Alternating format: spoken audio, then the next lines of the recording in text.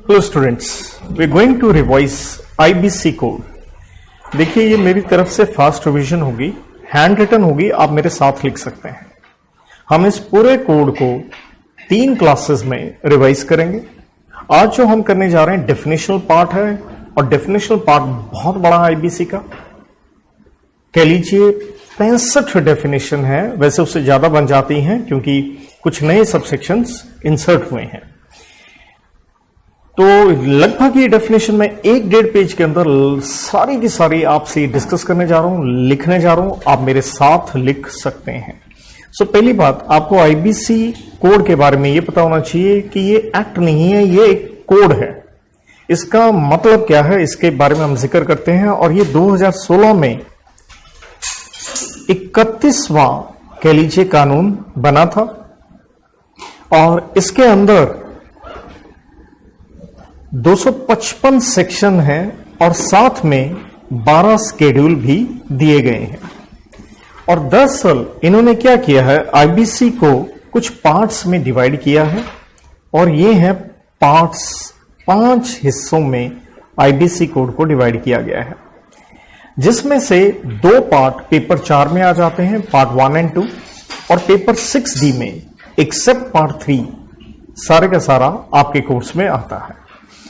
तो आइए स्टार्ट करते हैं इस डेफिनेशनल पार्ट को। तो बेसिकली सबसे पहले कोई भी आप एक्ट पढ़ते हैं तो थोड़ा सा उसका प्रियम्बल, जिसका मतलब होता है उसके ऑब्जेक्ट्स, हिस्ट्री, रीजन वगैरह, ये पता होना चाहिए।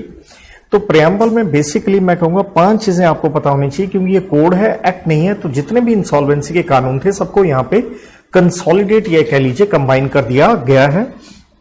तो प्रियम्बल यही है कि भाई कंसोलिडेट कि सारे के सारे लॉज जो हैं इंसॉल्वेंसी वगैरह से रिलेटेड वो कंसोलिडेट कर दिए जाएं। और बेसिकली इस कोड में हमें करना क्या है, हमें ये करना है कि जो भी बिजनेस हाउस है उसके एसेट्स की वैल्यू मैक्सिमाइज करनी है, ताकि क्रेडिटर का पैसा डूबे भी ना। तो आप कंसोलिडेट कीजिए सारे लॉज, आपने मैक्सिमाइज करनी है वैल्यू ऑफ किसकी, एसेट्स की। देन आपने प्रमोट करना है एंटरप्रेन्योरशिप, एंड देन आप इस कोड को क्योंकि रेगुलेट करने के लिए एक बॉडी बनाएंगे, तो इसलिए इस्टेब्लिश किया गया एक स्पेशल बोर्ड, जिसे हम कहते हैं अभी भी insolvency bankruptcy board of India. और साथ में जितने भी इंसिडेंटल मैटर्स होते हैं, नेचुरल है, उनको भी डील किया जाएगा, इंसिडेंटल मैटर्स। नाउ सबसे पहले आता है भैया नेचुरल है, हम बात करेंगे पार्ट नंबर 1 की। देखिए पार्ट नंबर जो, क्योंकि 5 हिस्से हैं, पार्ट नंबर 1 जिसका नाम है प्रीलिमिनरी, तो इसके अंदर आते हैं बेटा जी 3 सेक्शन। तो सेक्शन 1 से लेके 3 तक है। और सबसे पहला सेक्शन आप सारे जानते ही हैं, पहले सेक्शन के अंदर क्या होता है। बेसिकली इसके अंदर 3 बातें होती हैं, शॉर्ट टाइटल, नंबर 2 एक्सटेंट, ये कानून कहां लगेगा भैया, पूरे इंडिया में लगेगा। इंपॉर्टेंट बात है कमेंसमेंट, जिसका मतलब है आपको एमसीक्यू वो आ सकता है, ये कानून कौन सी डेट से लागू हुआ था। तो ये लागू हुआ था 28 मई 2016 से। देन सेक्शन नंबर 2 डील करता है कि भाई ये कोड जो है किस किस के ऊपर एप्लीकेबल होगा, एप्लीकेबिलिटी। एप्लीकेबिलिटी में यहां बताया गया कि भैया क्योंकि ये कोड है, कोड का मतलब भी होता है सारे के सारे एक्ट्स इंसॉल्वेंसी से रिलेटेड यहां कंबाइन, कंसोलिडेट कर दिए गए हैं, तो सभी के ऊपर ये कोड एप्लीकेबल होगा। चाहे आप भैया कंपनी हैं, दैट मीन्स आप कंपनीज एक्ट में रजिस्टर्ड हैं, या आप किसी स्पेशल एक्ट में रजिस्टर्ड हैं, या आप कोई बॉडी कॉर्पोरेट हैं, या आप कोई फर्म है, एलएलपी हो, नॉर्मल हो, या एक यहां चीज दी गई है पर्सनल गारंटर। एंड देन ये जो पर्सनल गारंटर्स हैं जिन्होंने कॉर्पोरेट्स को गारंटी दी है। देन कोई भी प्रोप्राइटर कह लीजिए, इंडिविजुअल कह लीजिए, सबके लिए है।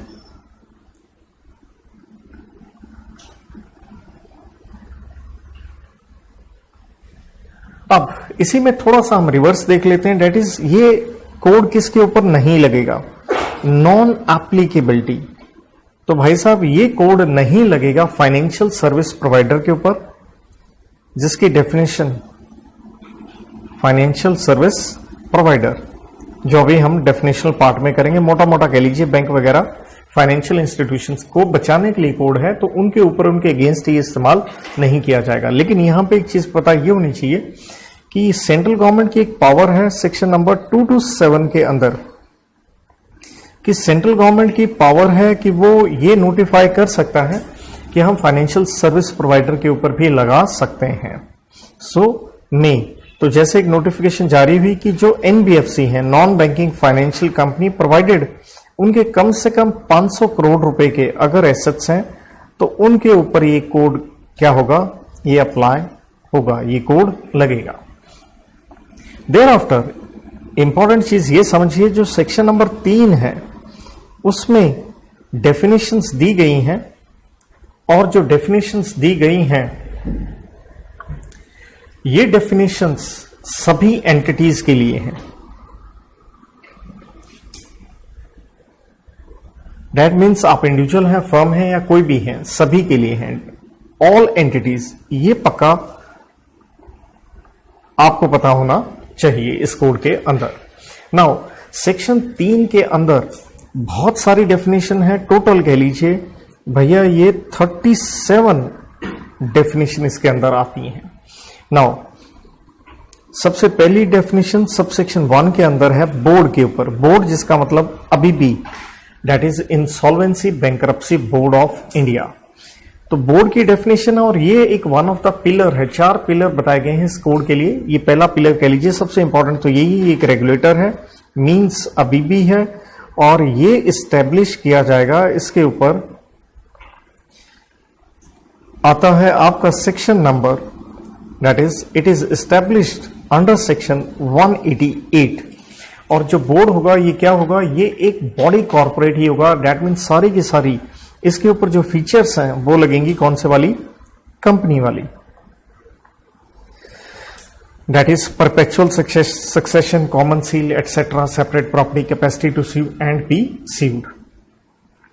देयर आफ्टर एक इंपॉर्टेंट चीज जो हम समझते हैं वो ये है, कुछ एक डेफिनेशन काम की नहीं है। जैसे मैं सबसेक्शन 2 में कहूं तो ये चाहे ना भी मैं लिख के दूं फिर भी बता रहा हूं, जैसे बेंचेस हैं। तो देखिए कॉर्पोरेट्स के लिए यहां पे एडजुडिकेटिंग अथॉरिटी है एनसीएलटी। तो बेंच का मतलब है जो एडजुडिकेटिंग अथॉरिटी है उसकी बेंचेस। एंड सबसेक्शन 3 के अंदर बायलॉज, बायलॉज बनाएगा इंसॉल्वेंसी प्रोफेशनल एजेंसी। तो देखिए आईपीए जो है ये अगेन एक पिलर है, इसकी डेफिनेशन हम आगे बढ़ते हैं, इंसॉल्वेंसी प्रोफेशनल एजेंसी। तो ये बेकार सी डेफिनेशन है, हम स्किप भी कर सकते थे। तो नेक्स्ट डेफिनेशन है चार्ज की। तो देखिए ये कोड बना है बैंक फाइनेंशियल इंस्टीट्यूशंस के लिए। तो बेसिकली आप क्या करते हैं, आप लोन उठाते हैं, कोई एसेट गिरवी रख देते हैं। चार्ज जिसके ऊपर आप कंपनीज एक्ट में भी पढ़ के आते हैं, चैप्टर नंबर 5 के अंदर सेक्शन 77 से 87 में। तो चार्ज के अंदर दरअसल यहां पे 2 बातें बताई गई हैं, मीन्स एंड इंक्लूड्स। तो थोड़ा सा मैं फास्ट चलूंगा, देखिए फास्ट ट्रैक रिवीजन है। तो मीन्स का मतलब क्या है, आपने चार्ज का मतलब है आपका कोई हक, यूं कह लीजिए इंटरेस्ट, और लियन, लियन का मतलब होता है कोई चीज रख लेना। क्रिएटेड ऑन एसेट्स, एसेट्स कहें, प्रॉपर्टी कहें, ऑफ अ पर्सन और इट्स अंडरटेकिंग और बोथ। And includes mortgage. तो मोर्टगेज का मतलब है कोई इमूवेबल आपने गिरवी रखा है। देन सब सेक्शन 5 के अंदर देखिए आता है यूजलेस डेफिनेशन। अगेन चेयरपर्सन की बात है। तो चेयरपर्सन किसका है, यह है बोर्ड का, अबीबी का। देयर आफ्टर सब सेक्शन 6, ये हमारे काम की, तो जो काम की डेफिनेशन नहीं है वो आप सिंपली इग्नोर भी कर सकते हैं। जो इंपॉर्टेंट रहेंगे उनके ऊपर मैं स्टार लगा दूंगा। तो सब सेक्शन 6 में आता है क्लेम। तो नेचुरल सी बात है कि किसी का हक है तभी ये कोड लग रहा है, क्योंकि इस कोड में जो कंट्रोल है वो डेटर से मूव करके क्रेडिटर के पास मूव हो जाता है। सो क्लेम का, क्लेम हेयर मीन्स कि आपका एक राइट है। तो एक वर्ड पकड़ लीजिए, राइट है। राइट है किस चीज का राइट है, आपका हक है कि भैया आपको आपका पैसा मिले। या दूसरी बात यहां पे भी ये भी कही गई है कि right to breach of contract है, और उस वजह से आपको एक रेमेडी मिलती है कि जब कोई कॉन्ट्रैक्ट तोड़ दे आपको क्या मिलना चाहिए, आपका पैसा मिलना चाहिए। और कहता है ये जो हक मिल रहा है, ये आपको हक किस वजह से मिल रहा है। हो सकता है कोर्ट की कोई जजमेंट हो उससे आ रहा है, हो सकता है ये हक आपका एक फिक्स्ड अमाउंट है, हो सकता है ये डिस्प्यूटेड है, हो सकता है ये अनडिस्प्यूटेड है, और हो सकता है ये जो आपका हक है ये लीगल हो, सिक्योर्ड हो, अनसिक्योर्ड हो। तो किसी भी रूप से कोई ना कोई क्या क्रिएट हो रहा है, आपका क्लेम यहां पे क्रिएट हो रहा है, एक right to payment. This is the word you must know. Here comes the important definition, so I put the star over here sub section 7 के अंदर, और ये है भैया कॉर्पोरेट पर्सन की।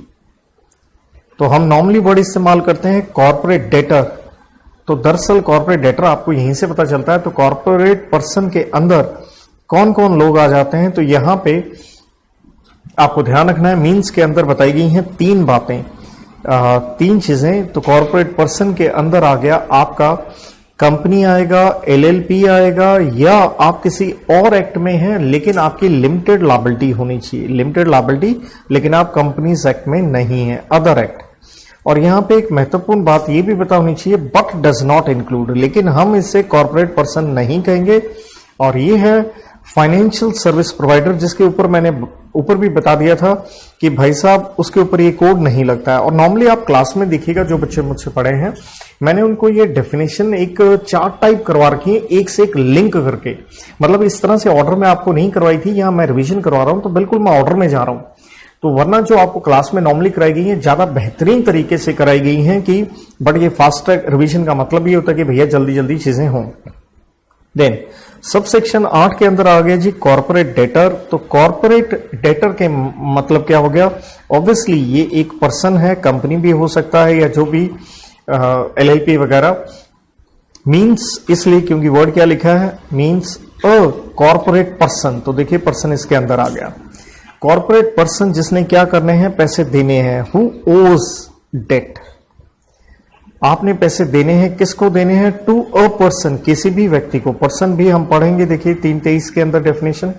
देन सब सेक्शन 9 के अंदर ये हमारा अगेन एक पिलर है जिसे हम कहते हैं इंफॉर्मेशन यूटिलिटी। तो कोर सर्विसेज की ये डेफिनेशन आती है, और कोर सर्विसेज की डेफिनेशन जो बेस्ड है वो किसके ऊपर बेस्ड है कि भैया मींस ये एक सर्विसेज हैं जो रेंडर करी हैं, किसने करी हैं, rendered by IU stands for information utility, again one of the pillar। तो इसके अंदर क्या क्या आ जाएगा, for, तो बेसिकली इसके अंदर यूं कह लीजिए कोर सर्विसेज जो है वो फाइनेंशियल इंफॉर्मेशन से रिलेटेड है। और यहां पे 4 पॉइंट बनते हैं। आपने ऐसे IU फाइनेंशियल इंफॉर्मेशन को एक्सेप्ट करना है, इलेक्ट्रॉनिक हो जैसे मर्जी हो, उसे अपने रिकॉर्ड में डालना है, उसे वेरीफाई करना है, क्योंकि आपका काम ही ये है, इंफॉर्मेशन यूटिलिटी हो आप। बड़ी बात है आपने ये इंफॉर्मेशन का एक्सेस देना है, जो भी स्पेसिफाइड लोग हों जिनको इसकी जरूरत हो आप प्रोवाइड करेंगे। देयर आफ्टर सब सेक्शन 10 के अंदर डेफिनेशन आती है हमारे क्रेडिटर की। तो क्रेडिटर के अंदर हर तरह का क्रेडिटर आ जाएगा, नेचुरल है जिसको आपने पैसे देने हैं, मींस एनी पर्सन, कोई भी आदमी, कंपनी, नॉन कंपनी, इसलिए पर्सन वर्ड है। To whom, again the word is debt is owed, जिसको आपने पैसे देने हैं। एंड दूसरी बात एंड इंक्लूड्स, इंक्लूड्स के अंदर एक तरह से कह लीजिए टाइप्स ऑफ क्रेडिटर बताए गए हैं कि चाहे आप क्या हैं, आप फाइनेंशियल क्रेडिटर हैं, आप ऑपरेशनल क्रेडिटर हैं, आप सिक्योर्ड क्रेडिटर हैं, आप अनसिक्योर्ड क्रेडिटर हैं, या फिर आपको कोर्ट का डिक्री मिला हुआ है जिसे हम कहते हैं डिक्री होल्डर। तो हर तरह के क्रेडिटर का यहां पे बता दिया गया है। एंड सब सेक्शन 11 के अंदर आता है जी आपका डेट। तो डेट का मतलब है मींस कोई भी लायबिलिटी या ऑब्लिगेशन, और लायबिलिटी या ऑब्लिगेशन किस चीज से रिलेटेड, ऑब्वियसली क्लेम से related, in respect of claim. कोई भी पैसा आपने क्लेम से रिलेटेड देना है। एंड इंक्लूड्स तो ये इंपॉर्टेंट बात आ जाती है, debt and includes financial debt plus operational debt. तो जब भी आप एक्ट पढ़ते हैं तो डेट का मतलब क्या है, ये मैथमेटिकली आपको पता होना चाहिए। डेट इज इक्वल टू चाहे फाइनेंशियल हो चाहे वो ऑपरेशनल हो। तो कई बार हमें क्लास में पढ़ाते हुए वर्ड टोटल डेट इस्तेमाल करना पड़ता है ताकि आप बच्चे गलती ना करें। देन सब सेक्शन 12, इसे मैं कहूंगा महत्वपूर्ण डेफिनेशन है, क्योंकि इसी के ऊपर हमारा जो पार्ट 2 पूरा का पूरा बेस्ड है कि इस कोड के अंदर कार्रवाई तभी होती है अगर आपने डिफॉल्ट किया है। और देखिए डिफॉल्ट के ऊपर मॉनेटरी लिमिट 1 करोड़ की है, जिसके ऊपर डील करता है हमारा सेक्शन नंबर 4, और पीपीआई आरपी के लिए 10 लाख की लिमिट है। सो कहता है डिफॉल्ट का मतलब है आपने पैसे नहीं दिए, नॉन पेमेंट। नेचुरल है किसके पैसे नहीं दिए, डेट के आपने पैसे नहीं दिए, चाहे पूरे नहीं दिए, पार्ट कह लें, इंस्टॉलमेंट कह लें, जो कहना है कह सकते हैं आप, राइट। किसने पैसे नहीं दिए, चाहे आप कॉर्पोरेट डेटर हैं या नॉर्मल आप डेटर हैं, एज द केस में बी। सब सेक्शन 13 के अंदर देखिए ये एक डेफिनेशन फिर मैं स्टार कहूंगा, क्योंकि ये वर्ड हमने अभी कोर सर्विसेज में पढ़े थे, फाइनेंशियल इंफॉर्मेशन। तो ये बार बार आपको वर्ड बहुत सारे सेक्शंस में नजर आएगा। तो फाइनेंशियल इंफॉर्मेशन में बताया गया है कि भाई ये एक रिकॉर्ड है 5 चीजों का, इंक्लूड्स व्हाट, रिकॉर्ड ऑफ। तो ये रिकॉर्ड है, और ये रिकॉर्ड है भैया 5 चीजों का। इसके अंदर आपका डेट आ गया, उसका रिकॉर्ड। नंबर 2 आपके लायबिलिटीज जब आप सॉल्वेंट थे, इंसॉल्वेंट नहीं, rather when you were solvent. तीसरी बात, वो एसेट्स जो आपने गिरवी रखे हैं जिनके ऊपर आपने क्रिएट किया है, क्या क्रिएट किया है, सिक्योरिटी इंटरेस्ट। आप पूरा लिख सकते हैं, मैं थोड़ा एब्रिवेटेड ताकि फास्ट में करवा सकूं आपको। देन डिफॉल्ट से रिलेटेड आप बताएंगे। देन कंपनी की balance sheet and cash flow statement, या कोई और इंफॉर्मेशन या कोई और चीजें जो अभी भी वगैरह स्पेसिफाई करे। तो इसके बाद इसी फाइनेंशियल से रिलेटेड ही हमारी 2 डेफिनेशन और निकल के आती हैं। एक है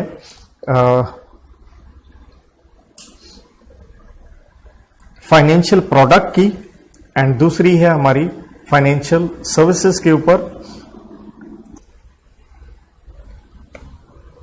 तो देखिए फाइनेंशियल इंस्टीट्यूशन जो बैंक वगैरह ये सब, राइट, इसके अंदर कुछ नहीं, हम करेंगे मेन।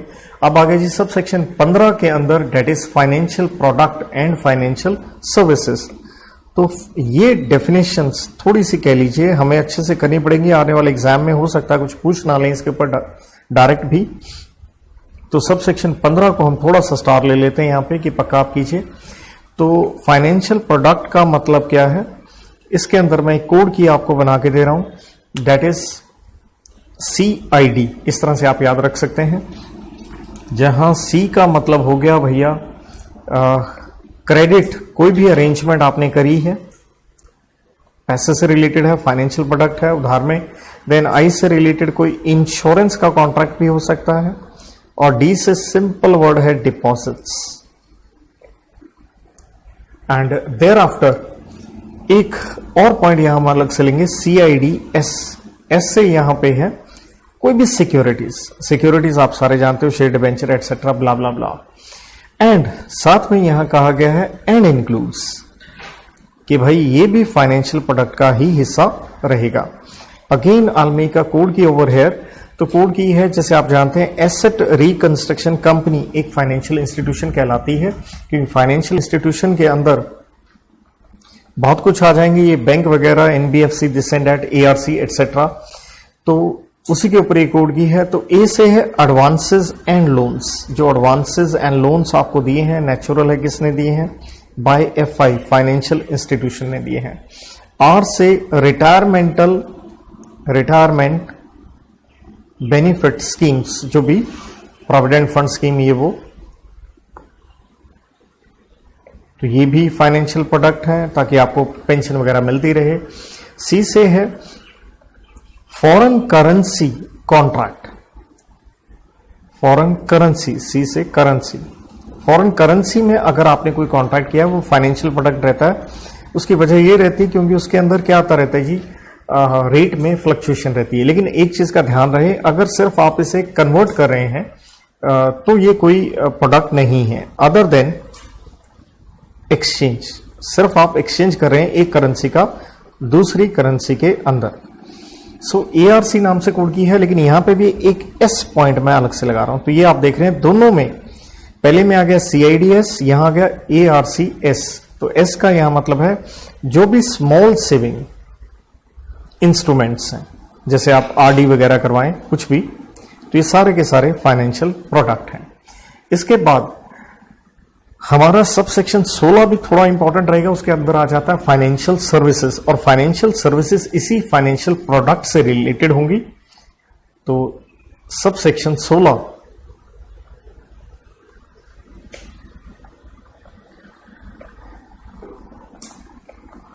फाइनेंशियल सर्विसेज, लंबी चौड़ी ये डेफिनेशन है, इसको आसान करके हम लिखेंगे इंक्लूड्स। यहां देखिएगा आपको 8 पॉइंट नजर आएंगे, तो उसके लिए भी मैं एक कोड की आपको बना के दे रहा हूं। देखिए ASI, जिसे आप असिस्टेंट सब इंस्पेक्टर भी कह सकते हैं, SE, MAI, बिल्कुल ऑर्डर में ही लिख के दे रहा हूं, माई मदर जिसे आप कहते हैं, SE माई RU, राइट। तो इस तरह से 8 क्लोज यहां पे बन जाती हैं। तो फाइनेंशियल सर्विस क्या है, ए से आप एक्सेप्ट कर रहे हैं, एक्सेप्टिंग व्हाट, डिपॉजिट्स, जिसको हमने फाइनेंशियल प्रोडक्ट में भी देखा। एस से सेफ गार्ड कर रहे हैं, सेफ गार्ड कहें, एडमिनिस्ट्रेशन कहें, किस चीज का, फाइनेंशियल प्रोडक्ट का। तो मेन चीज है फाइनेंशियल प्रोडक्ट से रिलेटेड है, उसकी सेफ गार्डिंग से रिलेटेड कोई सर्विसेज हो। एंड आई से रिलेटेड है इंश्योरेंस कॉन्ट्रैक्ट्स, ये भी एक फाइनेंशियल सर्विस है। देन आगे हमारी कोड की आ गई माई नाम से। एम से दरअसल ये सेफ गार्ड वाला ही पॉइंट सेम नजर आएगा आपको, मैनेजिंग किसी और के फाइनेंशियल प्रोडक्ट्स। देन ए से किसी को एडवाइस देना कि भैया वो पैसा पूसा कहां पे लगाए, अगेन हम यही कहेंगे एडवाइस दे रहे हैं आप फाइनेंशियल प्रोडक्ट से रिलेटेड, यही फाइनेंशियल सर्विसेज हैं आपकी। देन आई से कोई भी इन्वेस्टमेंट स्कीम अगर आप क्या कर रहे हैं, नेचुरल है, आपने बनाई है, आपने इस्टेब्लिश करी है, या आप उसे क्या कर रहे हैं, ऑपरेट कर रहे हैं, तो that is a financial again service. And R से रिलेटेड आ गया, आप रिकॉर्ड्स बना रहे हैं किस चीज के, ऑनरशिप के, किस चीज की ऑनरशिप, अगेन फाइनेंशियल प्रोडक्ट की। जैसे आजकल सारी सिक्योरिटीज डीमैट अकाउंट में होती हैं, तो बेनिफिशियरी का रिकॉर्ड बनाना। एंड देन से यू से आ गया अंडर राइटिंग। तो अंडर राइटिंग आप जानते हैं किसकी, सब्सक्रिप्शन, किसकी सब्सक्रिप्शन, फाइनेंशियल प्रोडक्ट की। तो इस तरह से कोड की बना के बड़ी आसान वे में I am trying to give you कि एक पेज के अंदर लगभग हम सारी डेफिनेशन लिख भी पाएं और आपको इजिली याद हो सके पेपर तक कि आप अटेम्प्ट कर पाएंगे। देन आता है जी सब सेक्शन 17। तो 3 17 के अंदर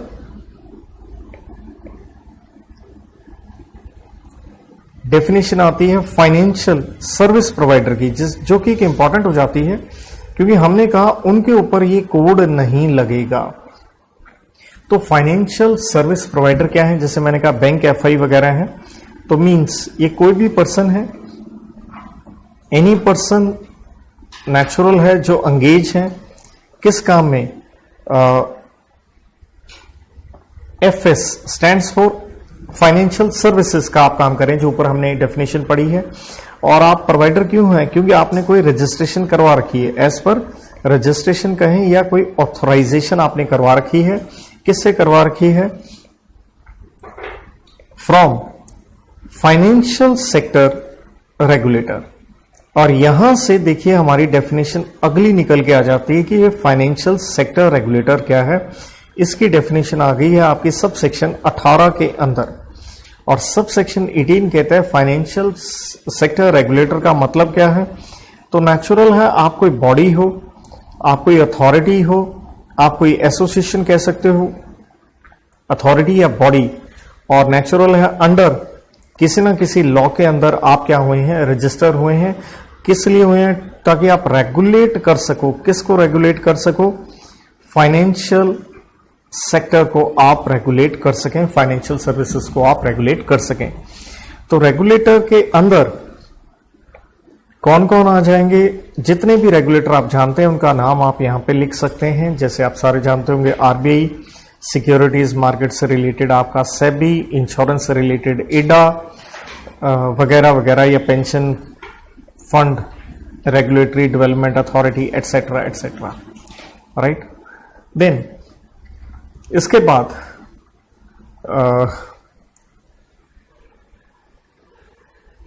हम जो डेफिनेशन लेंगे, देखिए ये कुछ एक यूं कह सकते हैं आप, छोटी छोटी यहां पे कुछ डेफिनेशंस निकल के आएंगी जिसके अंदर इतना खास ऐसा कुछ नहीं है। तो इन डेफिनेशंस को मैं एक इकट्ठा सा लिखवाना पसंद करूंगा। ये आ गया सबसेक्शन 19, 20 एंड 21। तो दरअसल ये आई से ही है, और ये क्या है? ये है आपका इंसॉल्वेंसी। एक आ गया जी आपका प्रोफेशनल, एक आ गया आईपीए जिसे हम कहते हैं इंसॉल्वेंसी प्रोफेशनल एजेंसी। देन आ गया आपका इंफॉर्मेशन यूटिलिटी, और आप ये जानते हैं ये दोनों के दोनों क्या है? एक रेगुलेटर है। तो ये तीन डेफिनेशन हम इकट्ठी ले रहे हैं। तो भैया इन तीनों में हमें जो मेन चीज नजर आती है वो क्या है? देखिए बेसिकली पहली बात तो आप कोई ना कोई क्या है? पर्सन है, एनी पर्सन, राइट। सेम ये। नंबर 2, आपको रजिस्ट्रेशन करवानी है बोर्ड के पास, क्योंकि वो रेगुलेटर हो गया। सेम यहां।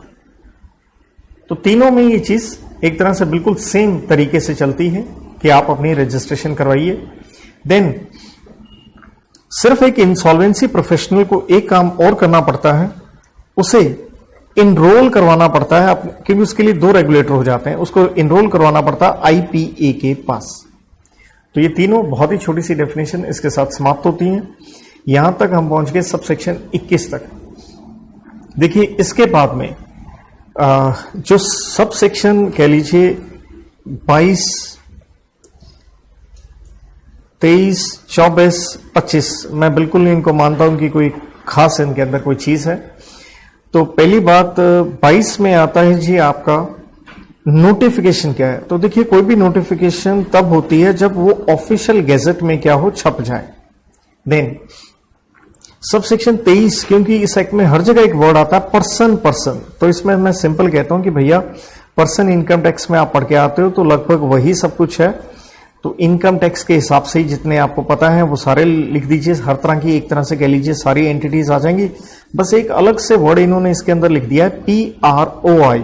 Sir what is that? देखिए PROI की डेफिनेशन यहां आती है पर्सन रेजिडेंट आउटसाइड इंडिया, और PRI का मतलब है पर्सन रेजिडेंट इन इंडिया। कहता जाइए जाकर के इनका डेफिनेशन देख लीजिए फेमा एक्ट में under section 2V and 2U के अंदर। देन 26 के अंदर अगेन कोई काम की चीज नहीं है, हम कहते हैं प्रेस्क्राइब्ड। ये बार बार अगर जब आप एक्ट पढ़ते हैं ये वर्ड दिख जाए तो इसका मतलब है इसके लिए रूल्स बनाए जाएंगे। किसके द्वारा बनाए जाएंगे? By central government. तो अगेन इसके अंदर कोई काम की हमारी चीज नहीं है। नाउ ये चीज हमारे लिए इंपॉर्टेंट हो जाती है, दैट इज सब सेक्शन 27 के अंदर डेफिनेशन आती है जी प्रॉपर्टी की। तो कहता प्रॉपर्टी के अंदर क्या क्या आ जाएगा? प्रॉपर्टी इंक्लूड्स, तो देखिए जो भी आप जानते हैं यहां पे आप लिख सकते हैं कि प्रॉपर्टी के अंदर भैया मनी भी आएगी, प्रॉपर्टी के अंदर गुड्स भी आएंगे, एक्शनेबल क्लेम जैसे इंश्योरेंस पॉलिसी वगैरह का आपने पैसा लेना है वो भी आ जाएंगे, जमीन भी आ जाएगी, और हर चीज बाकी आ जाएगी। सारे के सारे अदर्स में आप RTI वर्ड भी इस्तेमाल कर सकते हैं, stands for right title interest, कोई भी आपका इंटरेस्ट है। और दूसरा ये ध्यान दीजिए प्रॉपर्टी चाहे इंडिया में हो या हिंदुस्तान के बाहर हो उससे कोई फर्क नहीं पड़ता। और जहां तक सवाल है ये आई का विच मीन्स इंटरेस्ट, तो इंटरेस्ट भी जैसा मर्जी हो, चाहे वो प्रेजेंट हो चाहे वो फ्यूचर हो, जब भी आपका कोई इंटरेस्ट अराइज होगा, कॉन्टिजेंट ये वो, हर तरह की चीज प्रॉपर्टी के अंदर है। देयर आफ्टर तो यहां तक देखिए हम सब सेक्शन 27 तक पहुंच गए हैं। इसके बाद में सब सेक्शन 28 फिर मैं कहूंगा कोई काम की चीज नहीं है। 29 में कोई हमारे काम की चीज सच नहीं है। एंड 28 के अंदर आता है रेगुलेशंस। तो रेगुलेशंस नेचुरल है, इस कोड के अंदर कौन बनाएगा? बोर्ड बनाएगा, अभी भी कह लीजिए। एंड 29 के अंदर आता है स्केड्यूल। तो इस कोड के अंदर जैसे मैंने बताया था कितने स्केड्यूल हैं? 12 स्केड्यूल हैं और टोटल स्केड्यूल का एक रेलिवेंस है सेक्शन 29A के साथ में। Thereafter comes the definition of secured creditor. तो ये तो थोड़ा एक काम की चीज हो जाती है हमारे लिए, दैट इज सिक्योर्ड क्रेडिटर। तो सिक्योर्ड क्रेडिटर है तो सिंपल डेफिनेशन की नेचुरल है, जिसकी फेवर में आपने क्या क्रिएट किया है? कोई सिक्योरिटी इंटरेस्ट, कोई एसेट आपने उसको गिरवी रखा है। Means a person in whose favour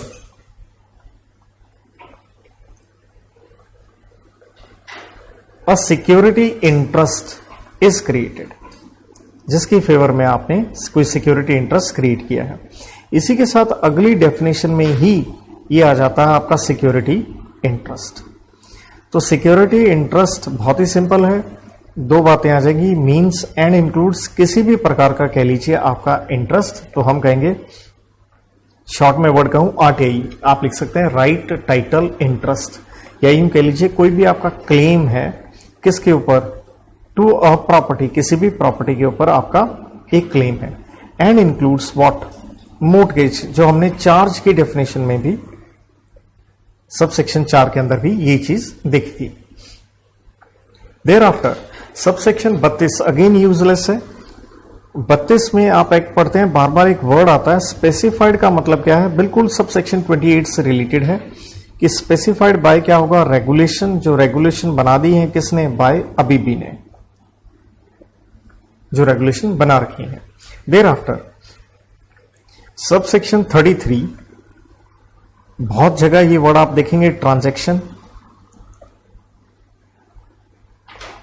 तो ट्रांजैक्शन का इस कोड में मतलब रहेगा कोई भी एग्रीमेंट कह लीजिए, ये वर्ड पक्का आपको पता होना चाहिए। सो ट्रांजैक्शन इंक्लूड्स, कहता कोई भी आप एग्रीमेंट कहें, आप अरेंजमेंट कह सकते हैं। तो कोई भी एग्रीमेंट या अरेंजमेंट कोर्ट में साबित करना जरूरी होता है, इसलिए किस में होना चाहिए? In writing.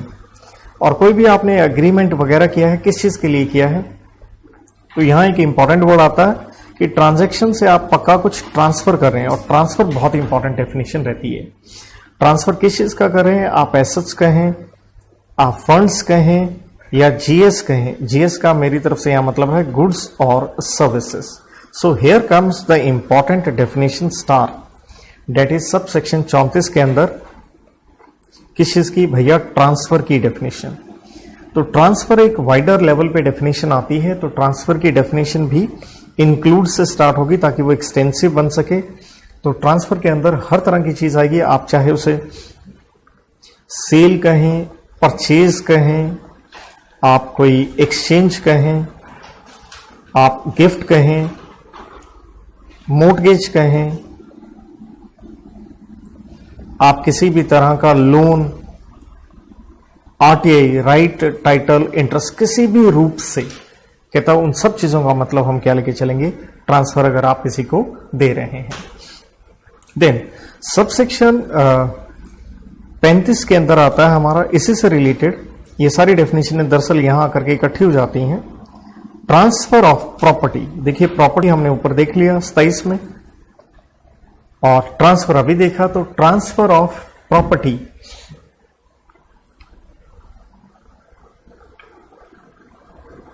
So transfer of property में दो बातें कही गई। मींस भाई किसी भी प्रॉपर्टी का आप क्या कर रहे हैं? एनी, किसी भी प्रॉपर्टी का आप क्या कर रहे हैं? एनी, किसी भी तरह की प्रॉपर्टी का आप ट्रांसफर कर रहे हैं। एंड साथ में कहता है इंक्लूड्स, अगेन आप ट्रांसफर कर रहे हैं किसी भी प्रॉपर्टी में आपका इंटरेस्ट कह लीजिए इन प्रॉपर्टी, या फिर कोई चार्ज आप क्रिएट कर रहे हैं, क्रिएशन ऑफ चार्ज, गिरवी रख रहे हैं, किसी को गिरवी रखना, किसी को इंटरेस्ट देना, बेच देना, सेल एक्सचेंज कहते हैं, ये सब कुछ ट्रांसफर ऑफ प्रॉपर्टी के अंदर ही आएगा। देन सबसेक्शन 36 का रेलिवेंस इसलिए हो जाता है क्योंकि आप वर्कमैन के बारे में पढ़ेंगे और स्पेशली सेक्शन 21 में सीओसी पढ़ते हैं, तो उनका एक रिप्रेजेंटेटिव सीओसी के अंदर आ सकता है, या वर्कमैन को हम प्रायोरिटी में पेमेंट्स करते हैं तो सेक्शन 53 से रेलिवेंस है। तो कहता है वर्कमैन का मतलब क्या है, कहता जाइए as defined under section as defined under section 2S किसका, of industrial dispute act of 1947। कहता जाइए वहां से जाकर के मीनिंग देख लीजिए। अगर आप इस एक्ट को जाके देखते हैं तो आपको पता चलता है कोई भी आदमी जो किसी भी इंडस्ट्री में काम कर रहा है और कौन से लेवल पे काम कर रहा है, इसके लिए मैं कोड की देता हूं, सम समा टकीला, इस तरह से कोड की बनाई हुई है भैया। कहने का मतलब आप कोई भी वहां काम कर रहे हैं, आप सुपरवाइजरी स्किल्ड कह लीजिए, अनस्किल्ड कह लीजिए, managerial, supervisory, administrative, technical, clerical, किसी भी तरह का अगर आप कोई काम कर रहे हैं तो उसे हम कह रहे हैं वर्कमैन। देयर आफ्टर सबसेक्शन 37 यहां की लास्ट डेफिनेशन है। देखिए इस एक्ट के अंदर बहुत सारे वर्ड्स आएंगे या एक्सप्रेशन आएंगे जो आप देखेंगे डिफाइंड नहीं है, तो उनका मीनिंग आप कहां से लें, क्योंकि ये कोड है, बाकी सारे एक्ट्स के लिए है, तो उनका मतलब आप ले सकते हैं। कंपनीज एक्ट में डिफाइंड है तो वहां से ले लीजिए, एलएलपी से ले लीजिए, पार्टनरशिप जो आपका एक्ट है 1932 का वहां से ले लीजिए, राइट।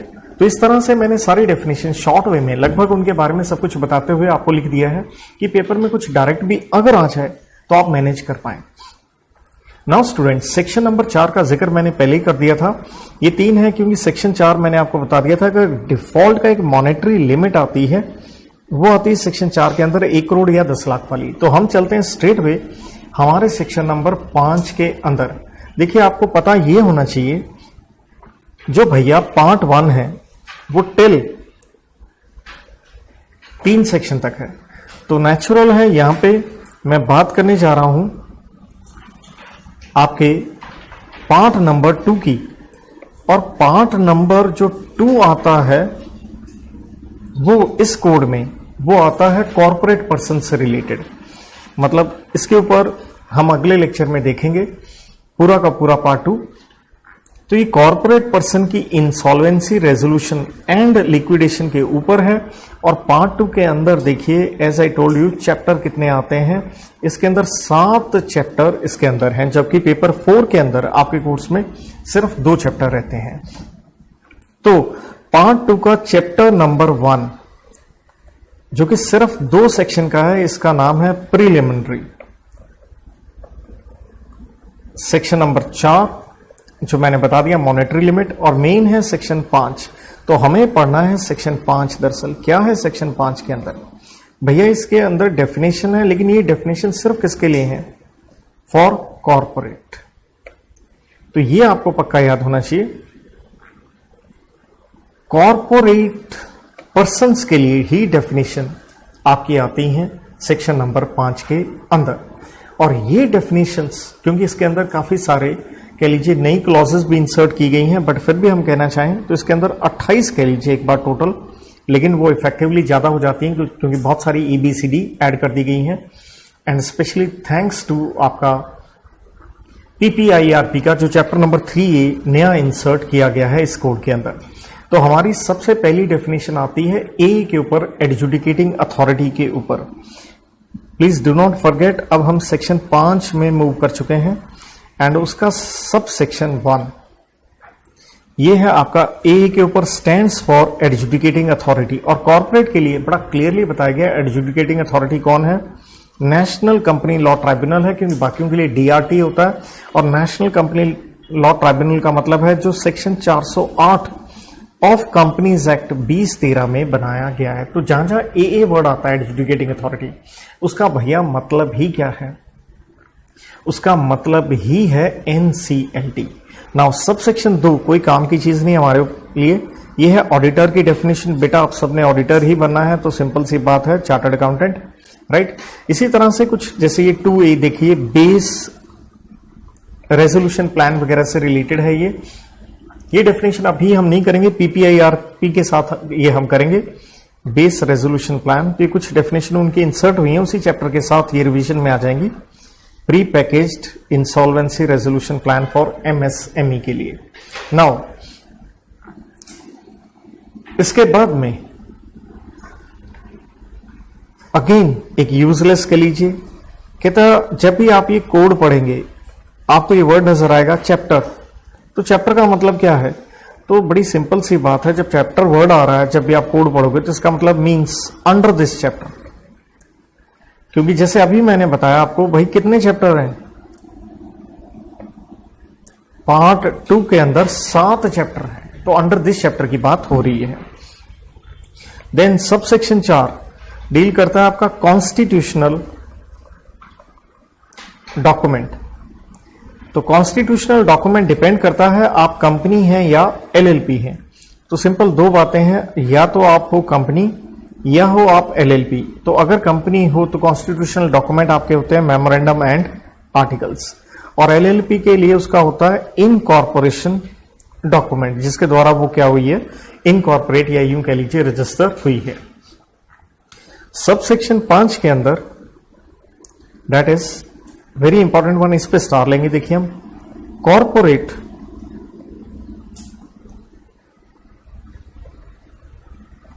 एप्लीकेंट,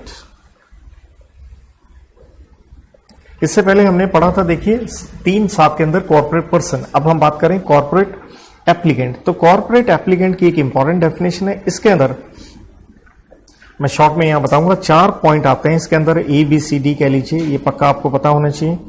तो कॉर्पोरेट एप्लीकेंट जो एप्लीकेशन देगा CIRP की A को, तो इसके अंदर आ गया कॉर्पोरेट डेटर, आप खुद एज ए कॉर्पोरेट डेटर जो हमने 3-8 में पढ़ लिया। नंबर 2, अगर आप कंपनी हैं तो आपके होते हैं जी मेंबर, अगर आप LLP हैं तो भैया आपके हो गए पार्टनर। ये भी आपके बिहाफ पे एप्लीकेशन दे सकते हैं CIRP के लिए, जो कि क्या है, ऑथराइज्ड टू मेक एप्लीकेशन। जो एप्लीकेशन दे सकते हैं नेचुरल है किसके लिए, CIRP के लिए। फॉर CIRP किसको देंगे, NCLT को ये एप्लीकेशन देंगे। नंबर 3, आपका कोई भी इंडिविजुअल आपकी कंपनी में जो कि आपने कि इंचार्ज बनाया है अपने रिसोर्सेस का, इंडिविजुअल जो कि क्या है, इंचार्ज है आपके रिसोर्सेस का है, आपके ऑपरेशंस का है।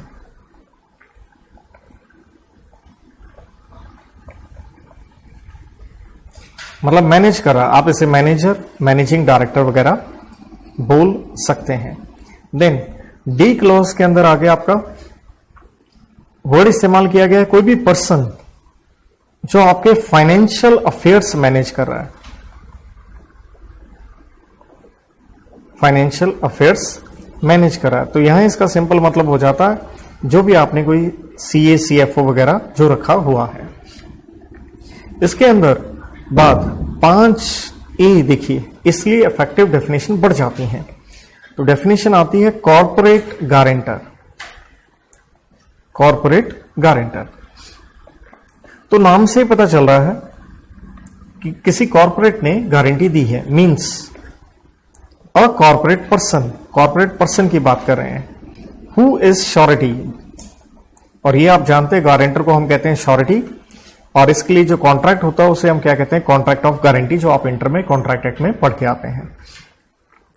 सब सेक्शन 6 के अंदर तो मैं इसे इंपॉर्टेंट डेफिनेशन मानता हूं, डिस्प्यूट की डेफिनेशन है, इसको पक्का आप स्टार लीजिएगा, डिस्प्यूट। क्योंकि झगड़ा होगा तभी काफी कह लीजिए ये CIRP की कार्रवाई, ये एप्लीकेशन वगैरह जाती है। तो कहता है डिस्प्यूट का मतलब क्या है। देखिए कोई भी केस हो सकता है, प्रोसीडिंग कहें, सूट कहें, आर्बिट्रेशन हो सकता है, कोई भी कार्रवाई आपके खिलाफ लीगल चल रही है। अब किससे रिलेटेड कार्रवाई चल रही है, एज टू, तो ये पक्का आप थोड़ा ढंग से याद रख लें कि कार्रवाई चल रही है आपकी, क्योंकि झगड़ा है तो अमाउंट को लेके होगा, झगड़ा है तो कुछ सामान को लेके होगा, क्वालिटी किस चीज की, गुड्स की या सर्विसेज की। तीसरा कोई ब्रीच आपने तोड़ा है, कोई भी आपने जो वारंटी या रिप्रेजेंटेशन कोई स्टेटमेंट वगैरह आपने दी थी, अपनी बात से आप क्या हो गए हैं, रिप्रेजेंटेशन मुकर गए हैं। Then subsection 7 again I will say very important, the definition of financial creditor. तो इसके अंदर दो बातें हैं, पहली तो आ गई मीन्स, तो फाइनेंशियल क्रेडिटर क्या होगा, जैसे हमने क्रेडिटर की डेफिनेशन में पढ़ा था सेम वही, बस वर्ड क्या इस्तेमाल कर देंगे, to whom financial debt is odd, वरना हमने कहा था debt is owed, to whom financial debt is odd.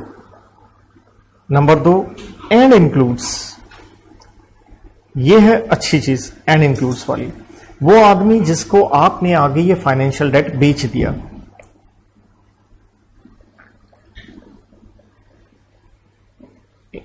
And includes a person to whom यही फाइनेंशियल डेट इज लीगली, आप असाइन कहें या ट्रांसफर कहें, आगे आपने किसी को बेच दिया। अगेन इंपॉर्टेंट डेफिनेशन कम स्टार सब सेक्शन 8 इसी से रिलेटेड कि भाई ये फाइनेंशियल डेट क्या चीज है, बड़ी डेफिनेशन है देखिए फाइनेंशियल डेट की। तो सबसे पहले मींस कि फाइनेंशियल डेट का मतलब क्या है, ये एक डेट है या उसके ऊपर जो आपका अक्रू हो गया है इंटरेस्ट अगर हो तो, इफ एनी, अ डेट और interest if any which is, देखिए आपको एक लोन दिया गया है तो देने को हम कहते हैं डिसबर्स्ड अगेंस्ट कॉन्सिडरेशन, तो कॉन्सिडरेशन क्या होगा, ब्याज होगा। ब्याज किस लिए है, for time value of money, ये पैसा दे रहे हैं 5 साल के बाद उस पैसे की वो वैल्यू तो रहेगी नहीं। तो इसका इंपॉर्टेंट हिस्सा आता एंड इंक्लूड्स, ये काफी बड़ा है, और एंड इंक्लूड्स के अंदर भैया यहां नो पॉइंट है, इसके लिए मैं आपको एक कोड की बना के दे रहा हूं ताकि आपको बड़ा आसानी से याद हो सके, लंबा चौड़ा बहुत है ये। तो यहां एक कोड की है मेरी तरफ से, बार, बार कहां पे है, FR में है, फन रिपब्लिक में है। आप बार में गए हैं लेकिन वहां जाकर के आपने पिया कोल्ड ड्रिंक ही है, क्यों कोल्ड ड्रिंक पिया है आपने, क्योंकि आप एक इंटेलिजेंट गर्ल हैं। तो इस तरह से कोड की बनाई है, बार FR cold drink intelligent girl. तो B से है आपने बोरिंग करी है, देखिए राइट, स्वाभाविक है मनी, तो that is a financial debt. A से एक्सेप्टेंसेस, जैसे बिल ऑफ एक्सचेंज वगैरह आप एक्सेप्ट करते हैं तो एक्सेप्टेंसेस, राइट। देन R से आपने रेज किया पैसा बाय डेट सिक्योरिटीज, मतलब जो डिबेंचर की नेचर में है उनसे आपने पैसा रेज किया है। एंड देन F से रिलेटेड आगे आपका लीज के ऊपर है, फाइनेंशियल लीज, या जिसे आप कैपिटल लीज भी कहते हैं, इसी के अंदर हायर परचेज। देन R से आपने अपने रिसीवेबल्स, जैसे बैंक अपना NPA बेच देता है, रिसीवेबल्स सोल्ड, या जैसे आप BR ड्रॉ करते हैं और उसे बैंक से डिस्काउंट कर लेते हैं, तो इसलिए या बिल ऑफ एक्सचेंज डिस्काउंटेड। यहां इस पॉइंट में एक इंपॉर्टेंट चीज का आप ध्यान रखिएगा, वो ये है अदर देन,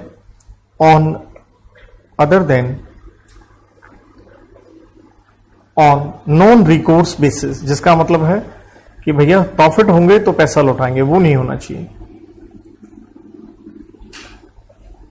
तो ये पॉइंट थोड़ा ध्यान रखिएगा। देन C से आ गया कोई भी ऐसी चीज जिसका क्या हो, कमर्शियल अफेक्ट हो बोरिंग का, जैसे रियल एस्टेट प्रोजेक्ट होते हैं तो एज अ अलॉटी आप एडवांस देते हैं, तो वो कमर्शियल इफेक्ट ऑफ बोरिंग माना जाता है, वो फाइनेंशियल डेट ही माना जाएगा। और रियल एस्टेट के बारे में देखिए हम सेक्शन 7 में और 21 में काफी पढ़ेंगे। तो रियल एस्टेट अलॉटी, ये जरूर लिख लें। देन डी से पॉइंट आ गया डेरिवेटिव। डेरिवेटिव आप काफी पढ़ते ही हैं एसएफएम में। सो डेरिवेटिव, क्योंकि डेरिवेटिव में दरअसल आप यहां पे एक अपने लिए प्रोटेक्शन लेना चाहते हैं ताकि फॉरेन करेंसी में जो भी आपके एक्सचेंज रेट से जो उसके घटने बढ़ने से नफा नुकसान हो उसकी आप हेजिंग वगैरह करवा सकें। देन आई से है आपका indemnity, which means protection from loss. Indemnity, obligations, इसी के अंदर कुछ और पॉइंट आ जाते हैं जैसे letter of undertaking, letter of credit etcetera. And last point आता है गारंटी, अगर आपने दी है, किसकी दी है, ऊपर वाले सारे पॉइंट की, 1 to 8 अबव 9 ये क्लॉजेस थी आपकी। तो that's how we can make it easy with the code की। देन सब सेक्शन 9 के अंदर है फाइनेंशियल पोजीशन। ये वर्ड बहुत इस्तेमाल होगा बार बार, लेकिन इसके अंदर मेन डेफिनेशन नहीं है। दरअसल इसकी डेफिनेशन हम ऑलरेडी फाइनेंशियल इंफॉर्मेशन पढ़ चुके हैं, तो उसके अंदर ही कवर हो जाती है 313 में। मींस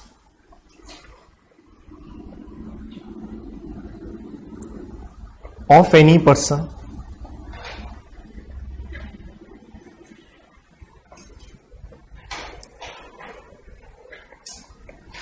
तो ये उसकी क्या है, फाइनेंशियल इंफॉर्मेशन है ऑन ए गिवन डेट। इसलिए देखिए जब नॉर्मल आप क्लास में पढ़ते हो तो चार्ट पढ़ाए हैं, तो फाइनेंशियल पोजीशन के साथ मैंने इंफॉर्मेशन आपको पढ़ाया हुआ 313 के अंदर जो अभी हम देख के आए थे। देखिए ये 5 आइटमें आपको दिखेंगी, ये 5 चीजें फाइनेंशियल पोजीशन है। देन सब सेक्शन 10 यूजलेस सा है, दैट इज इंफॉर्मेशन मेमोरेंडम, जो आप जानते हैं जिसके बारे में हम जो रेजोल्यूशन प्रोफेशनल सेक्शन 29 में क्या करता है, प्रिपेयर करता है। इसके बाद सब सेक्शन 11, अगेन कुछ खास नहीं इसके अंदर, इनिशिएशन डेट, जिसका मतलब हो गया सीआईआरपी किस दिन स्टार्ट होगी। जब आप ए को सेक्शन 7, 9, 10 के अंदर एप्लीकेशन देते हैं तो ऑन विच वो तारीख जिस दिन फाइनेंशियल क्रेडिटर सेक्शन 7 में, ओसी 9 में आपका कॉर्पोरेट डेटर कह लीजिए या कॉर्पोरेट एप्लीकेंट कह लीजिए, टेक्निकल वर्ड तो देखिए एप्लीकेंट ही है, ये लिख देता हूं। सेक्शन नंबर 10 के अंदर आप एप्लीकेशन देते हैं, तो ये एप्लीकेशन दी है आपने ए को सीआईआरपी के लिए।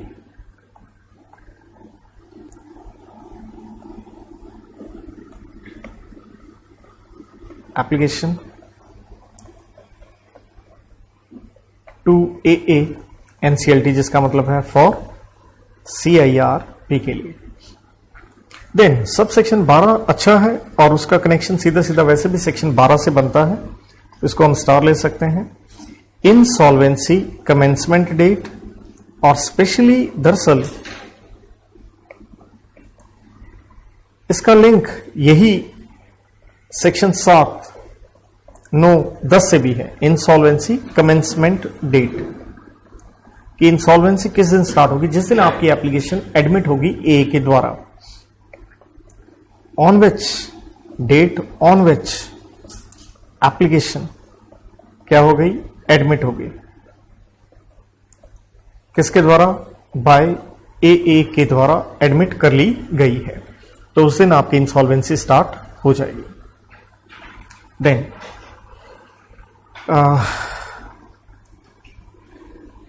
thereafter सब सेक्शन 13, चलिए इसे भी स्टार लीजिए, debt is insolvency resolution process.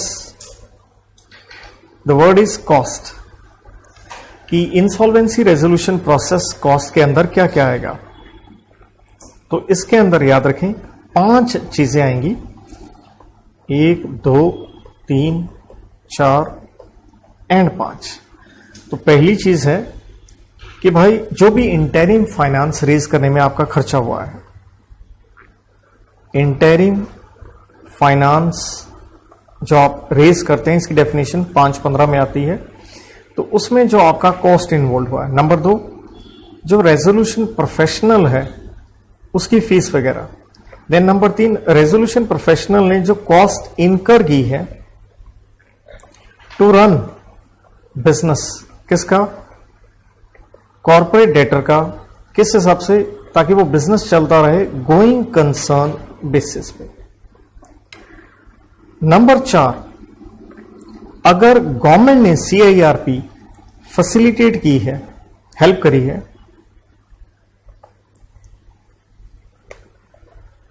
तो उस फैसिलिटेट करने में सरकार का जो खर्चा आया है उसे भी हम इंसॉल्वेंसी रेजोल्यूशन प्रोसेस कॉस्ट मानते हैं, जिसका रेलिवेंस अगेन सेक्शन 53 में आता है। और 5वें में है कोई और खर्चा जो कि स्पेसिफाई किया है किसने, अबीबी ने। देर आफ्टर, इसके बाद देखिए, अभी तक मैं बिल्कुल रजिस्टर के A4 पेज में लिख रहा हूं, बिल्कुल आप ये मुझसे PDF भी इसका आप बिल्कुल आप मुझसे ले सकते हैं, राइट। तो जस्ट मेरा पहला पेज चल रहा और मैं पूरी कोशिश करूंगा एक पेज के अंदर ये सारे लिखे जाएं। तो इसके बाद ये हमने सबसेक्शन 13 पढ़ा, ये आगे जी हम सबसेक्शन 14 के ऊपर, और 14 डील करता है आपका insolvency resolution process period time.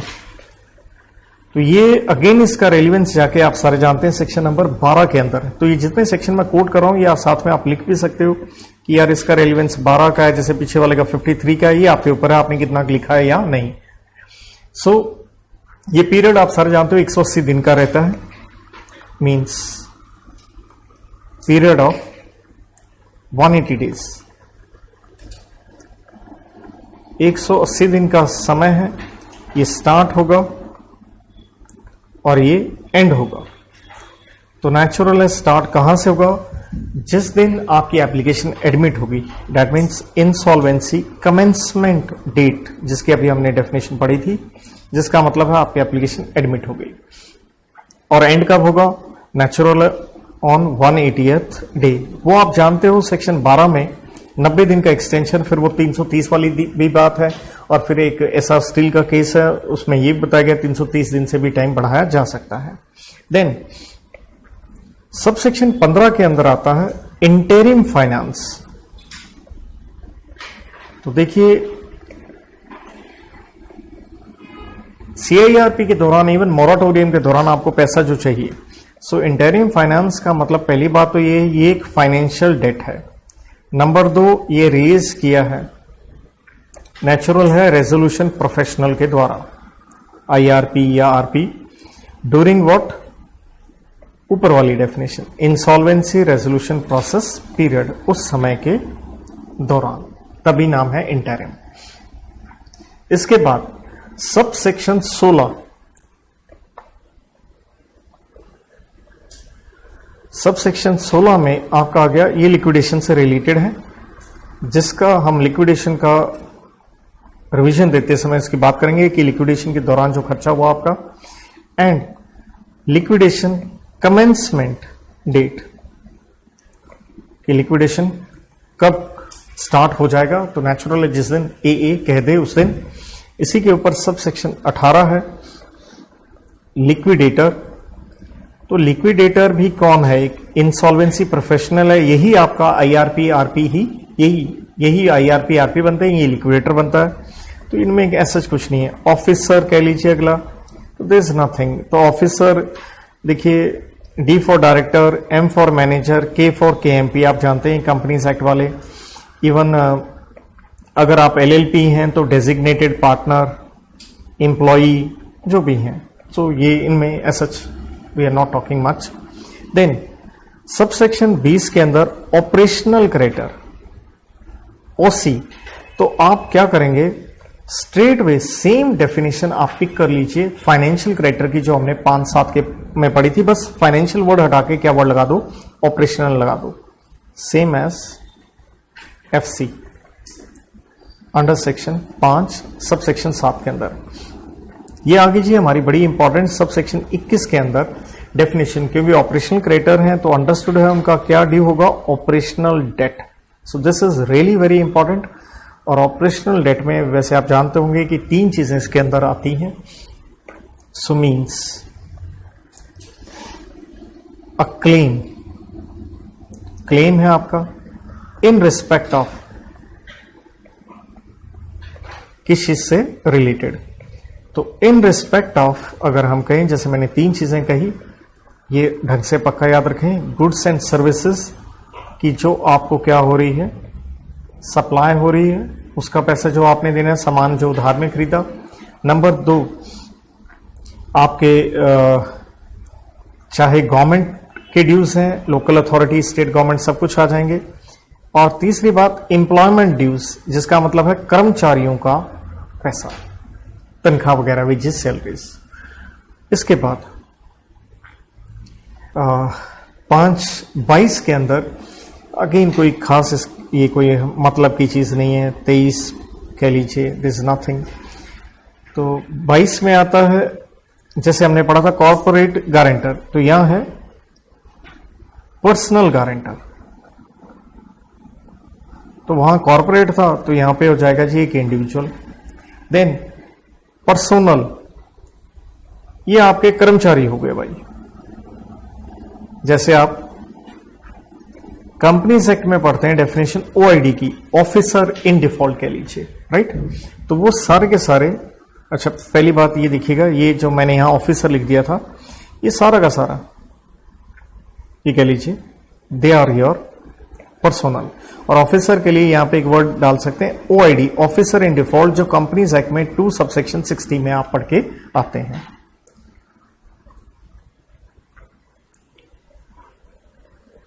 Then देखिए यहां पे सबसेक्शन 24 प्लस 24 से, ये हम एंड में जरा लिखेंगे, ये रिलेटेड पार्टी पे थोड़ा लंबा चौड़ा काम है, इससे पहले हम बाकी जरा सा खत्म कर लेंगे क्योंकि उनके अंदर ऐसा कुछ नहीं है। देन आगे आती है ये आपकी रिलेटेड डेफिनेशन सबसेक्शन 25, 26, 27 वाली। सबसेक्शन 25, ये तीनों लिंक्ड हैं, 26 एंड 27। तो इनमें क्या है, 25 में है आपका रेजोल्यूशन एप्लीकेंट। इसको रेजोल्यूशन प्रोफेशनल इनवाइट करता है कि भैया, सेक्शन 25 में इनवाइट करता है कि आप कोई प्लान बना के देके जाएं। तो ये रेजोल्यूशन प्रोफेशनल को देगा प्लान 26 में, और 27 में ये आ गया रेजोल्यूशन प्रोफेशनल, और रेजोल्यूशन प्रोफेशनल में ही इंटरिम भी आ जाता है। सो रेजोल्यूशन एप्लीकेंट मींस, पहली बात तो स्वाभाविक है, ये पर्सन है, एक व्यक्ति है, अकेला भी हो सकता है या मिलके भी हो सकता है, इंडिविजुअली, ज्वाइंटली। क्या करेगा, सबमिट करेगा रेजोल्यूशन प्लान, किसको, टू रेजोल्यूशन प्रोफेशनल को, ऑन इनविटेशन, जो कि इसको इनवाइट किया गया under section 25 to sub section H में, जो कि रेजोल्यूशन प्रोफेशनल की मेन ड्यूटी होती है। देन प्लान, तो पहली बात है प्लान मींस ये एक प्लान है, प्रपोज किया, ये तो आप जानेंगे ऊपर वाली डेफिनेशन से, किसने, बाय रेजोल्यूशन एप्लीकेंट ने प्रपोज किया। किसके लिए प्रपोज किया, फॉर इंसॉल्वेंसी रेजोल्यूशन, कि इंसॉल्वेंसी एक स्टेट है, उसको रिजॉल्व किया जा सके। किसकी इंसॉल्वेंसी, ऑब्वियसली कॉर्पोरेट डेटर की। और कैसे उसको चलाना है, कंपनी को, कॉर्पोरेट डेटर को, एज गोइंग कंसर्न बेसिस के ऊपर। बड़ी बात इसके अंदर आती है एंड इंक्लूड्स, कहता है ये भी हम प्लान का हिस्सा लेके चलेंगे, इसलिए मैं इसे स्टार डेफिनेशन कहता हूं 26 को। कहता हम मान लेंगे कि अगर आप प्लान दे रहे हैं रिकंस्ट्रक्शन से रिलेटेड, कंपनी का मर्जर, अमालगमेशन, डी मर्जर, ये सब कुछ हम प्लान का हिस्सा मान के चलेंगे। देन आ गया प्रोफेशनल, तो रेजोल्यूशन प्रोफेशनल, अगेन ये एक आईपी है, इंसॉल्वेंसी प्रोफेशनल है, जो कि अपॉइंट हुआ है to conduct CIRP, corporate insolvency resolution process जो है, and includes IRP, stands for Interim Resolution Professional. ये इंटरिम आपका आ गया। इसके साथ हम पहुंच गए हमारी आखिरी डेफिनेशन में, 28 स्टार रहेगी, वोटिंग शेयर। देखिए सीओसी में वोट डालने का हक सिर्फ फाइनेंशियल क्राइटेरिया को होता है, क्योंकि बेसिकली वही होते हैं सीओसी के अंदर। तो फाइनेंशियल क्राइटेरिया काफी हो सकते हैं, तो इसलिए वोटिंग शेयर हर आदमी का होगा, उसके फाइनेंशियल डेट के मुताबिक होगा। सो ये एक वोटिंग राइट है, मेन पॉइंट है, of a single financial criteria. और वोटिंग राइट कहां आप एक्सरसाइज करते हैं? इन कमेटी ऑफ क्रेडिटर्स। और ये कमेटी कैसे बनती है? विच इज बेस्ड ऑन, आपका वोटिंग राइट जो बेस्ड होगा वो किसके ऊपर होगा? आपके फाइनेंशियल डेट के ऊपर होगा। तो बच्चों इसके साथ मेरी सिर्फ 2 डेफिनेशन बची रिलेटेड पार्टी वाली। And believe me, I am on my first page. एक ही पेज के अंदर मैंने रजिस्टर के ये लिख के दिया है, कुछ स्पेस भी मैं बचा लूंगा, वो अलग बात है। आप सोच रहे होंगे कि कैसे मैंने लिख लिया, तो आप पीडीएफ ले लीजिएगा भैया, यही कर सकते हैं। देखिए अब जो डेफिनेशन हम लेने जा रहे हैं, that is of related party. अब रिलेटेड पार्टी किसका? इन रिलेशन टू, यहां पे हैं 2 बातें, या तो रिलेटेड पार्टी है भाई साहब कॉर्पोरेट डेटर का, या रिलेटेड पार्टी है किसका? इंडिविजुअल का। अगर आप कॉर्पोरेट डेटर के रिलेटेड पार्टी हैं तो यहां पे 13 क्लॉजेस कह लीजिए, और इंडिविजुअल के हैं तो 9 क्लॉजेस या पॉइंट्स कह लें। आसान वे में अगर मैं लिख के दूं तो आसान वे में ही मैं लिख के दे रहा हूं आपके लिए। तो पहला पॉइंट है with regard to corporate debtor. Easy way में लिखूंगा, आपने पूरा लिखना, आप पूरा लिख सकते हैं। देखिए कॉर्पोरेट डेटर एक बार कंपनी और एलएलपी के ध्यान से लेके चलिएगा। उसका हो गया डायरेक्टर, राइट। एलएलपी है तो उसका हो गया पार्टनर, ये पूरा लिख सकते हैं, D for director, P for partner, plus इनका आपस में रिश्तेदार। तो इनका रिश्तेदार इसलिए हम विद रिगार्ड टू इंडिविजुअल देख रहे हैं, क्योंकि इंडिविजुअल के ही रिश्तेदार होते हैं। नंबर 2, और दूसरा ध्यान दीजिएगा, रिलेटेड पार्टी का रेलिवेंस कंपनीज एक्ट में भी आप पढ़ते हैं डेफिनेशन अंडर सेक्शन 2 सबसेक्शन 76, तो वो भी यहां पे रिलेट करती है। केएमपी की मैनेजरियल पर्सोनल। नंबर 3, कोई एलएलपी या कह लीजिए कोई फर्म है, कोई एलएलपी या फर्म, ये कॉर्पोरेट डेटर का रिश्तेदार कैसे हो जाएगी? क्योंकि वहां पे हमारा डायरेक्टर या पार्टनर या मैनेजर, आप पूरा लिख सकते हैं, एम फॉर मैनेजर। देखिए कोई एलएलपी फर्म को हम अपना रिश्तेदार बना रहे हैं क्योंकि हमारा डायरेक्टर, पार्टनर या मैनेजर वहां पे क्या है, तो थोड़ा सा दिमाग लगाएं तो याद हो जाएगा भैया, वहां पे आप क्या है? पार्टनर हैं। तो इजी वे में करके लिख रहा हूं, पॉइंट को समझना होगा कि किस ढंग से मैं बताने की कोशिश कर रहा हूं। देन हम 4th पॉइंट में बात कर रहे हैं प्राइवेट कंपनी की। 5वें में हम बात कर रहे हैं पब्लिक कंपनी की, कि ये कंपनियां हमारे रिश्तेदार क्यों जाएंगी? सेम यही, हमारा डायरेक्टर, पार्टनर, मैनेजर वहां पे क्या है? इस प्राइवेट कंपनी में या तो आप डायरेक्टर हैं, बड़ी बात क्या है वो ध्यान रखें क्योंकि बीच में वर्ड एंड है, एंड आपके पास मोर देन 2%, ध्यान दीजिएगा, शेयर्स हैं, मोर देन 2% शेयर हैं, और 2% शेयर रिश्तेदारों के साथ मिलाकर। शेयर कहें, वोटिंग राइट आप लिख सकते हैं, जो भी आसान वर्ड आप भूल गए, विद रिलेटिव्स।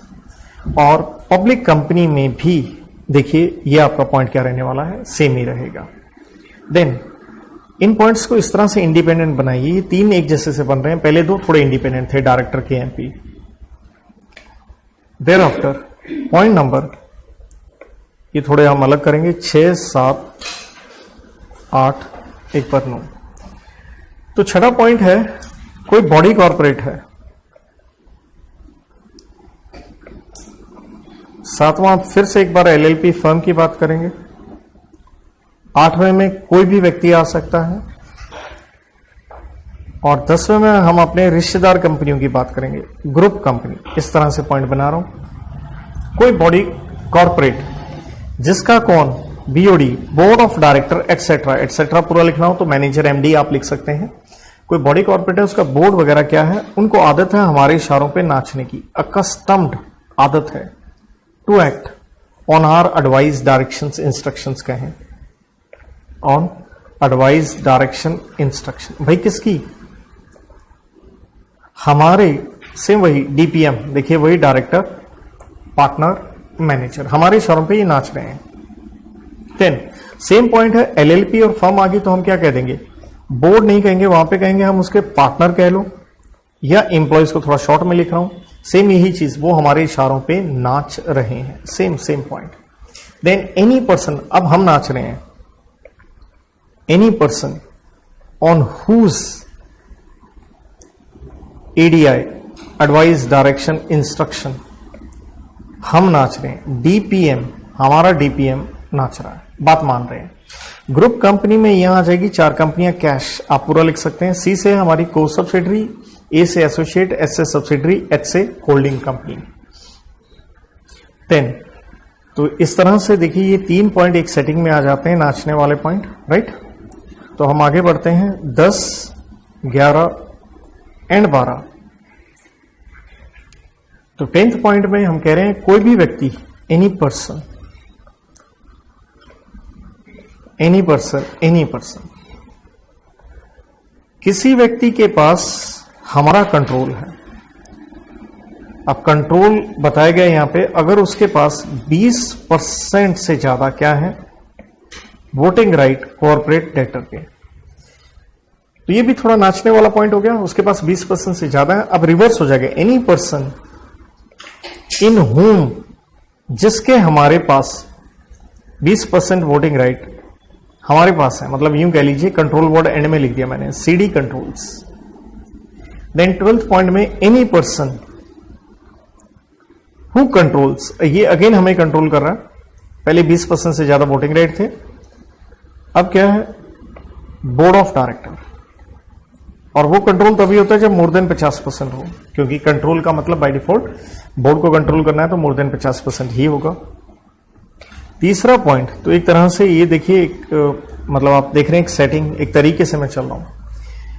13th में क्या है, कुछ ना कुछ हमारा कनेक्शन है, यूं कह लीजिए एसोसिएशन है, मतलब किसी और एंटिटी के साथ। ये 4 प्रकार से हो सकता है, या तो कुछ एंटिटीज मिलके अपनी क्या बना रही है, पॉलिसीज बना रही है मिलके, या मोर देन 2 कॉमन डायरेक्टर है, मतलब कम से कम कह लीजिए 3 डायरेक्टर दोनों कंपनियों में सेम है, या हम अपने इंटरचेंज करते हैं मैनेजर्स, कभी हमारा मैनेजर उधर, कभी उनका हमारे इधर।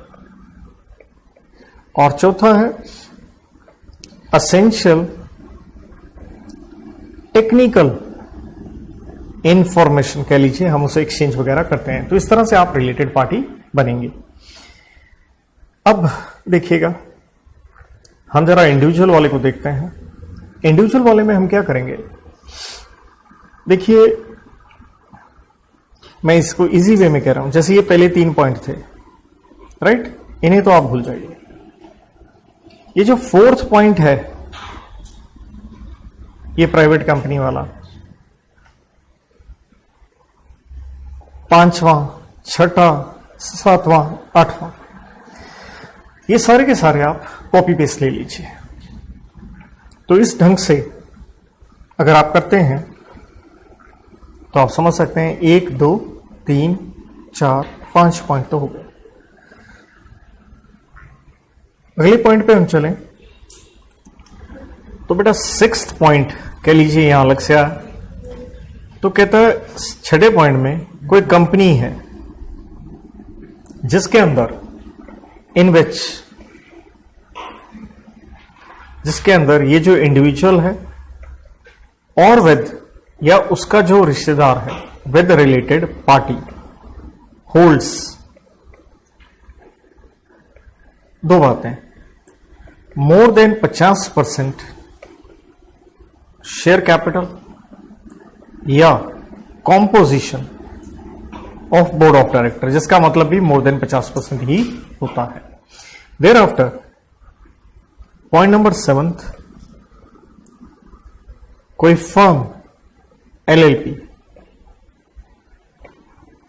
कोई फर्म एलएलपी है तो इसको इजी वे में लिख रहा हूं, पार्टनर ऑफ पार्टनर के लीजिए,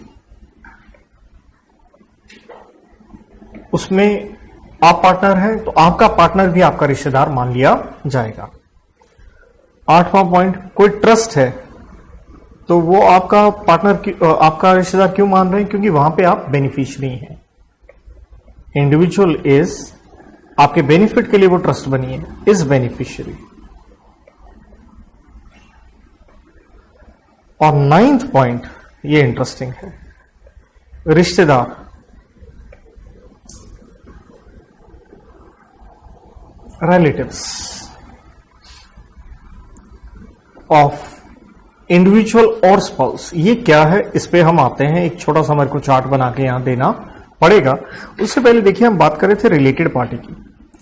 ध्यान रहे सेक्शन मैंने आपको पहले बता दिया था कि 524 है, लेकिन कॉर्पोरेट डेटर से रिलेटेड 524 है, इंडिविजुअल से रिलेटेड 524A है। साथ में इंडिविजुअल से रिलेटेड ये भी याद रखिएगा, अगर एचयूएफ है तो सारे के सारे मेंबर्स आपके रिलेटेड पार्टी है। ये थोड़ा मैं ऊपर टॉप पे लिख के दे रहा हूं। देन इसके अलावा जैसे मैंने कहा रिश्तेदार, अब थोड़ा सा रिश्तेदार से रिलेटेड मैं बता दूं, एक हल्का सा चार्ट बना के दे रहा हूं। मान लीजिए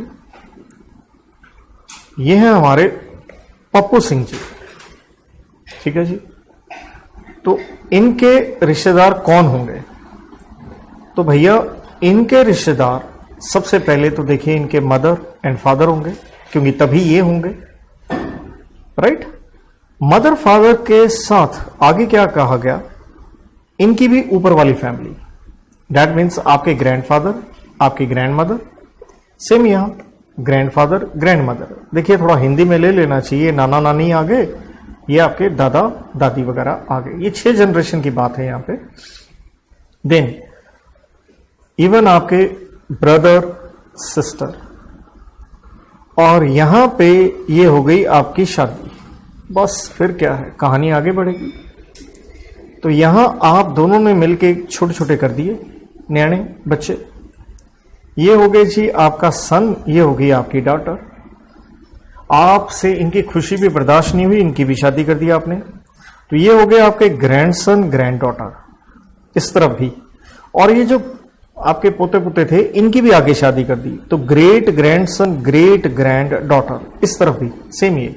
तो इस तरह से देखिए आप 6 जनरेशन बन जाती हैं। एक चीज और थोड़ा ध्यान रखिएगा, जैसे भाई है तो भैया भाभी भी आ जाएगी, हाँ, जीजा जी भी ले लीजिए। और देखिए बेटे के बच्चे ऐसे तो हो नहीं पाएंगे जब तक बहू ना आ जाए, और ये आ गए हमारे दामाद जी, ये भी ले लीजिए, राइट। तो इस तरह से ये 6 जनरेशन की कहानी बन जाती है। तो with this students, in one page you can see, and this is a A4 sheet, I have written all the definitions. No doubt आपको लगेगा छोटा छोटा लिखा है, भाई लिखा तो है, बट यही एक रिवीजन होती कि कैसे मैं फटाफट कर सकूं एग्जाम से पहले, यही यूटिलिटी है। तो एक पेज में आपके सामने लिख के दिया मैंने। आपको ये पीडीएफ भी मुझसे लेना हुआ तो प्लीज आप मेरे को व्हाट्सएप कर सकते हैं 9814212453 के ऊपर। I'll provide the PDF to you. I hope so ये क्लास से आपको बेनिफिट मिले। Good luck. God bless. Thank you.